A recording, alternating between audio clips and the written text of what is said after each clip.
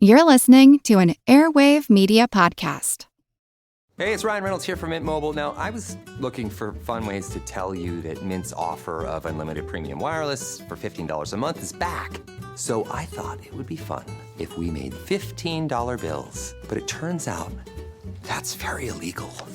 So there goes my big idea for the commercial. Give it a try at mintmobile.com/switch. Upfront payment of $45 for 3 months, $90 for 6 months, or $180 for 12-month plan required. $15 per month equivalent. Taxes and fees extra. Initial plan term only. Greater than 50 gigabytes may slow when network is busy. See terms. Hello? Look what TJ Maxx dragged in. The Devil Wears Prada 2 is now streaming on Disney Plus and Hulu. We are digital, we are downloadable, we are streamable. The fashion event of the year is certified fresh. Pull yourself together, we have work to do. Critics say it's smart and witty and the perfect sequel. That's all. Get runway ready for The Devil Wears Prada 2 on Disney Plus and Hulu. Rated PG-13.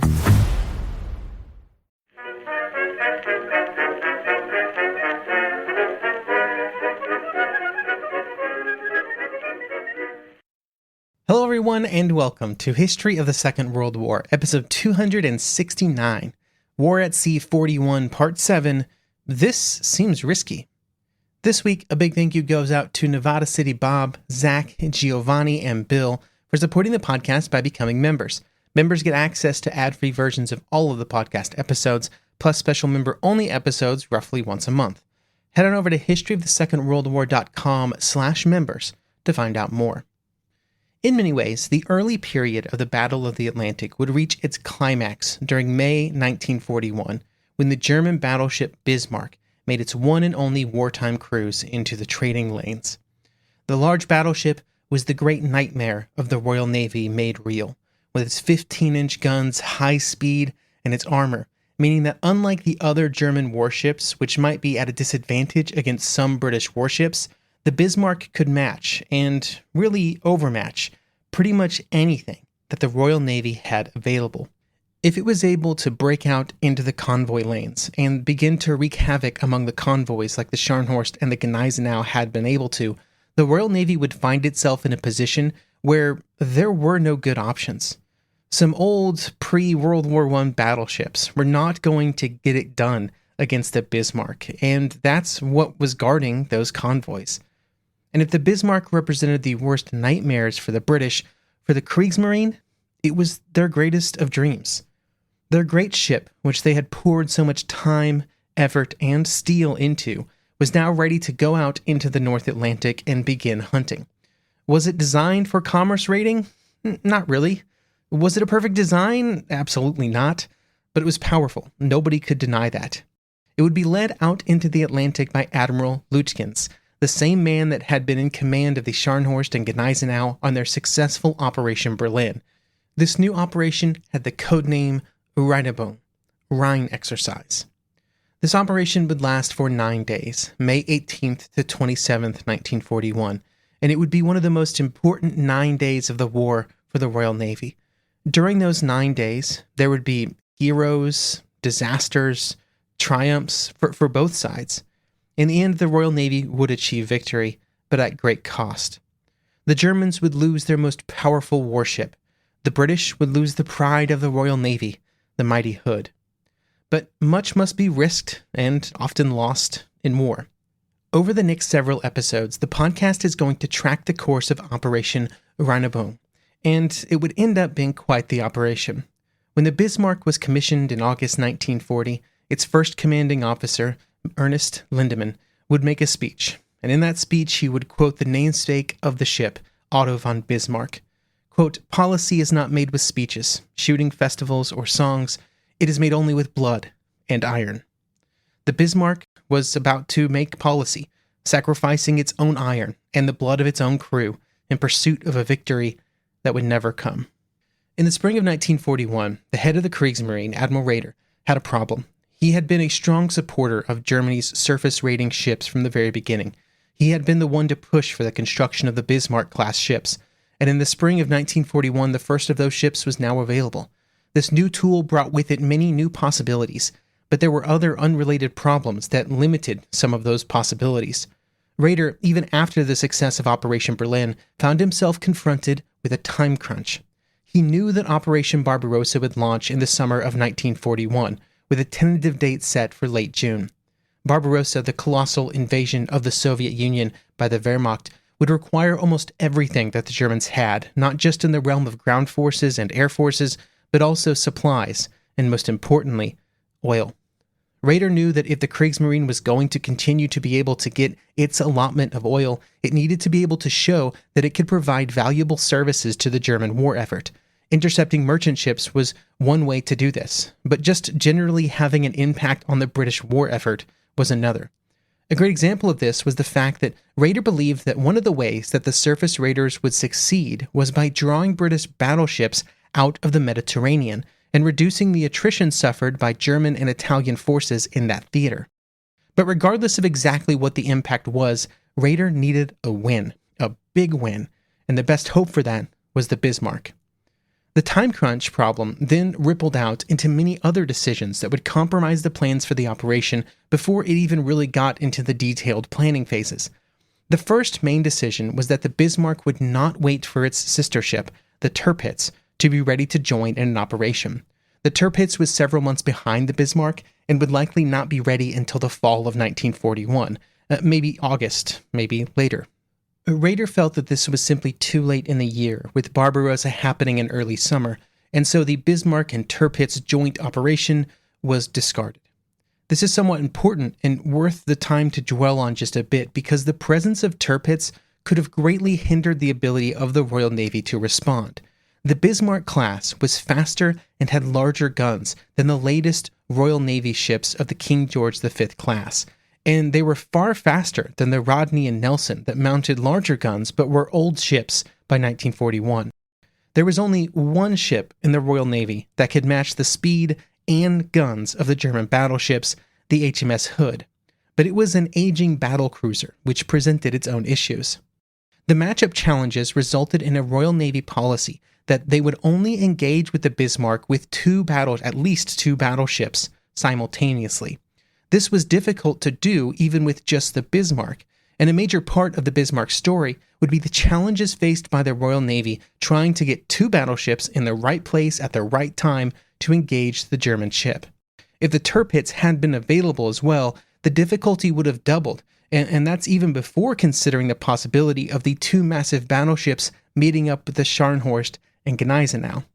Without the Tirpitz option, though, Raeder selected the next best option, the heavy cruiser Prinz Eugen. The Prinz Eugen was a similar class to the Admiral Hipper that we've talked about in previous episodes, and therefore still represented a major threat to any merchant ship and any small convoy escorts, but it would not be able to meaningfully engage large capital ships. The initial thoughts is that this was okay, because the Scharnhorst and Gneisenau could still join in the operation, and they would be able to join the Bismarck in dealing with any British battleships. But there were going to be problems with that as the date for the operation neared. On April 2, 1941, Raeder's plans would take the form of a written directive for another trip into the Atlantic, with the goal of incorporating the learnings of Operation Berlin so that the new campaign would, quote, strike an annihilating blow at British supplies. It would be a multi-step plan, which would involve many of the surface assets that were available.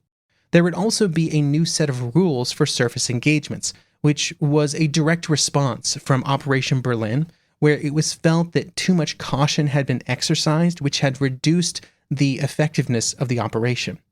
However, the new guidance was not very clear or very complete. The core issue was that there was no getting away from the fact that a single unlucky hit from an enemy's heavy shell could bring an operation to an end and possibly result in the loss of a ship. This resulted in hesitancy to give strong encouragement to captains to push forward with engagements. But at the same time, if they did not do so, then the convoy escorts would continue to be a problem. They would at least attempt to find a middle ground for this problem, where the Bismarck in particular was given the order to only engage enemy ships of equal strength, quote, only insofar as it contributes to the main aim and can be done without incurring excessive risk, end quote. What was excessive risk? How was one to determine the risk of a given situation? Those were good questions. There were no solid answers. The man who would have to try and find those answers was Admiral Lütjens, who would work from the operational directive to build out his exact operational orders. Lütjens would be the one to give the operation the name Rheinübung in his orders submitted on April 22nd. One interesting note was that the entire operational concept revolved around the idea that the Bismarck would be able to neutralize the heavy convoy escorts in some way, either by direct action or by drawing them off. Then the Prinz Eugen would theoretically be free to run wild on the convoys.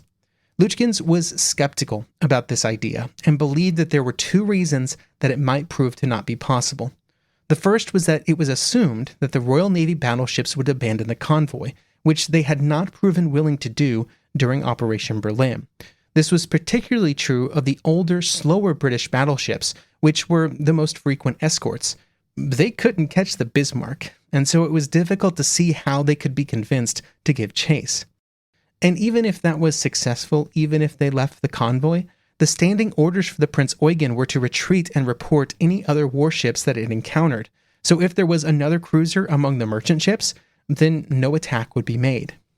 But even ignoring those possible problems, as preparations were made for the operation, there would be a series of problems that would continue to push the date back from what it had initially been.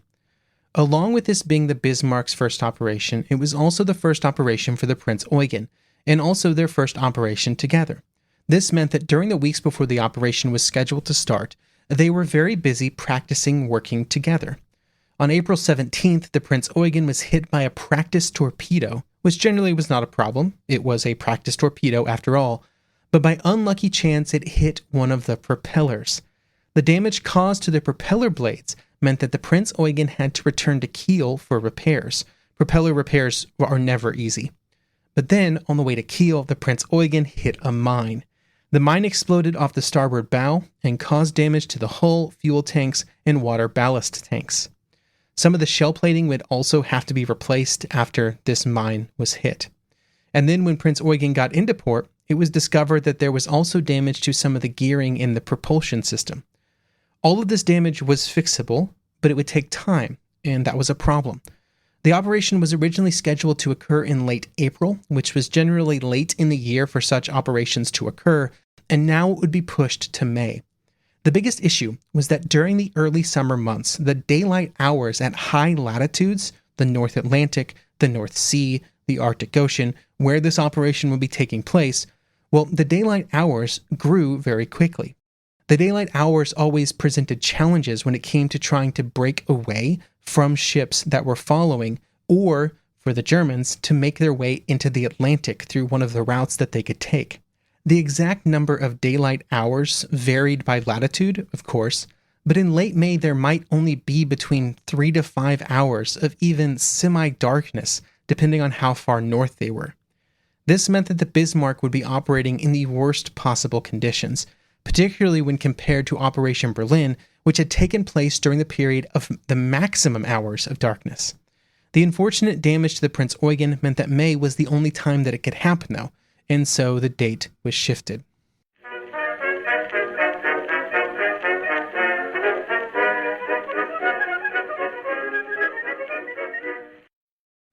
Online shopping is so convenient, but a professional-looking website is not always a legitimate business. You may place an order, enter your credit card information, and only later discover that the store was completely fake. The product will never arrive, and criminals may now be able to use your payment information for additional purchases or fraud. CoverOn provides a comprehensive bundle designed to help protect your identity, online privacy, and financial information. It includes cyber insurance for eligible covered incidents. If fraud does happen, CoverOn offers up to $2 million in recovery support for qualifying expenses and financial losses. You also can receive step-by-step guidance to help dispute fraudulent charges, secure compromised accounts, and begin restoring your financial life. CoverOn brings protection, insurance, and recovery assistance together in one service, helping you shop and live online with greater confidence. One scam can cost you everything, so protect yourself now. The first 100 users get 20% off with the code HISTORY20 at coveron.com/history20. That's code HISTORY20 at coveron.com/history20.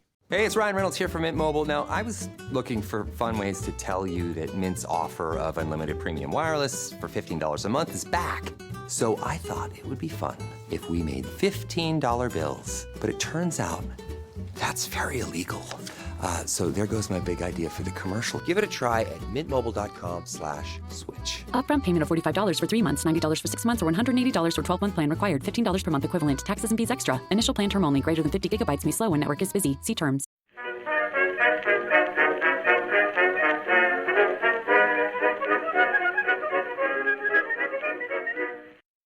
Even with the Prinz Eugen damaged, the Bismarck would continue its own training, but there were limits on that training.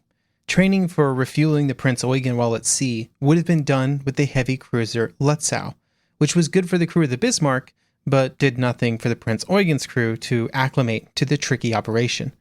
There would also be some delays in the final Bismarck gunnery trials with combat ammunition. The most important consequence of this delay was that there would not be proper testing with all of the radar equipment on board the ship. The radar would arrive quite late, and not having real gunnery trials with it installed meant that a critical problem would not be found until the operation was already underway. The problem was that the radar system had a real issue with the blast and shock of the Bismarck's own guns, particularly at some turret angles. The radar would be taken offline completely by some angles of fire, which was obviously not optimal. But that would remain an unknown issue until later. A known issue that was found during the testing period was the issue that the Bismarck would have in the operations with its Arado floatplane.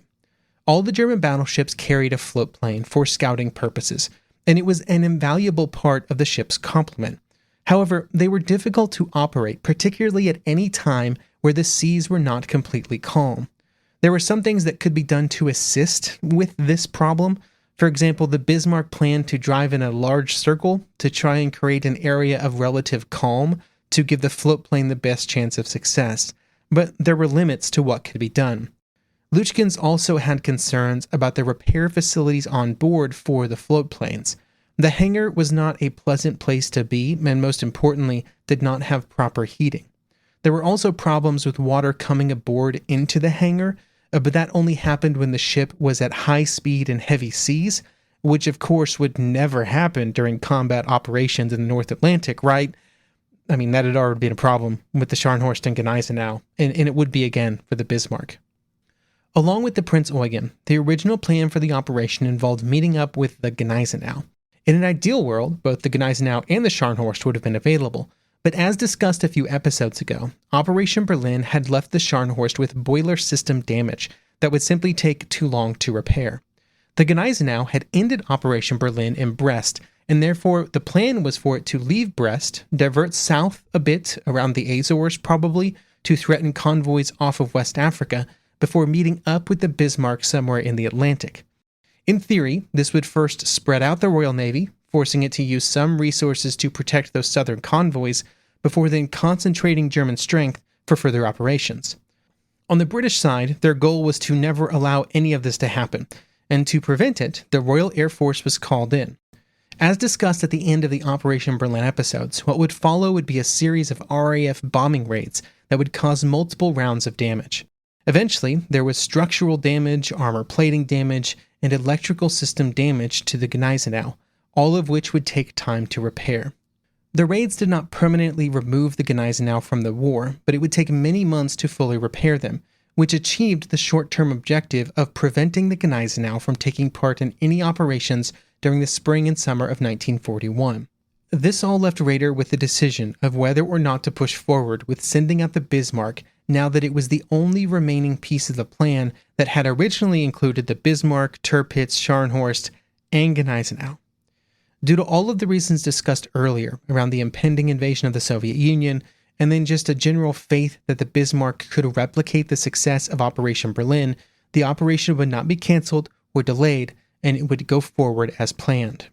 With all the changes that had taken place due to the damage to the various ships, on April 26th, Lütjens and Raeder would have a meeting to discuss the planned operation. Lütjens would advocate for a delay of at least a few months, long enough for the repairs of the Scharnhorst to be completed so that it could join the Bismarck. His concern was primarily that one large ship, even one as large and powerful as the Royal Navy, would not be able to have the impact that was desired due to the Royal Navy's countermeasures.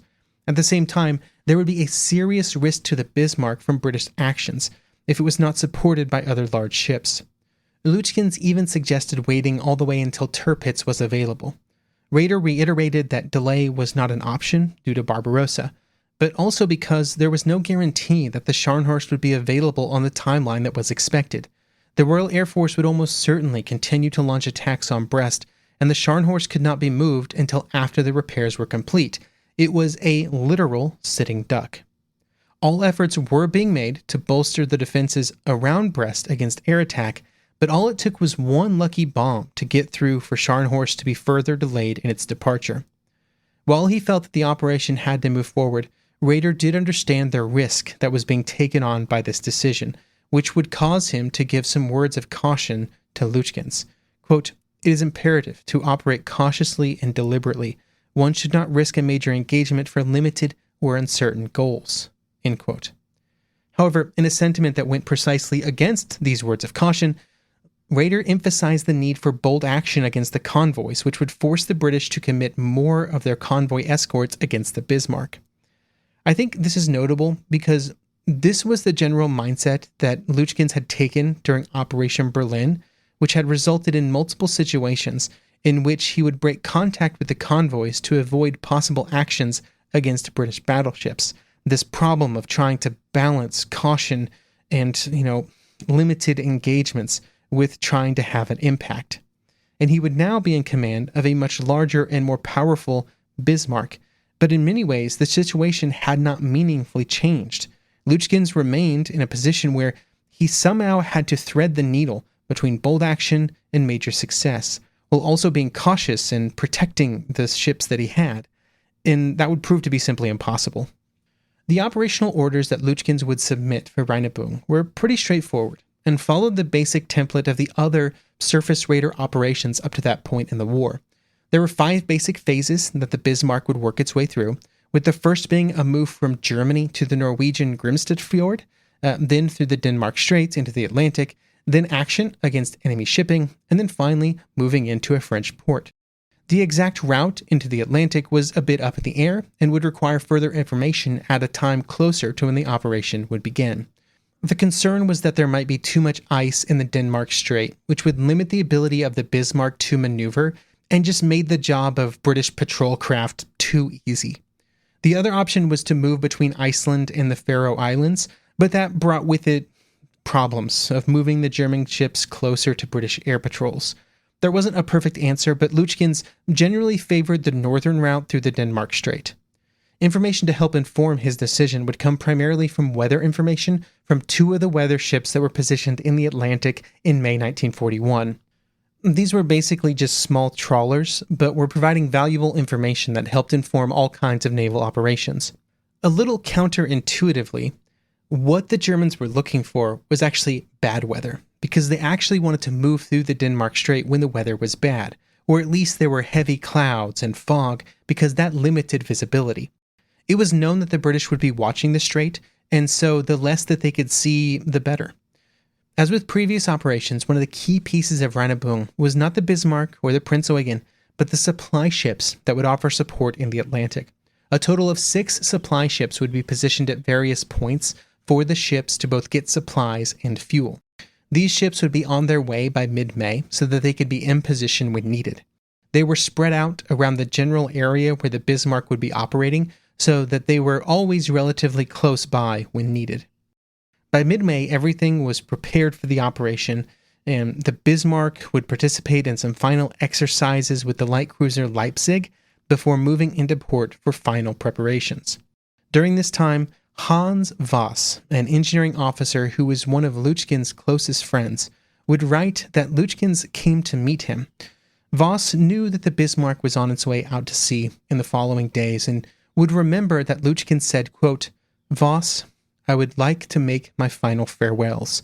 I will not come back. Given the superiority of the British, survival is improbable." End quote. Along with being an accomplished and well-regarded naval admiral, Lütjens could also apparently see the future. a future that we will discuss next episode.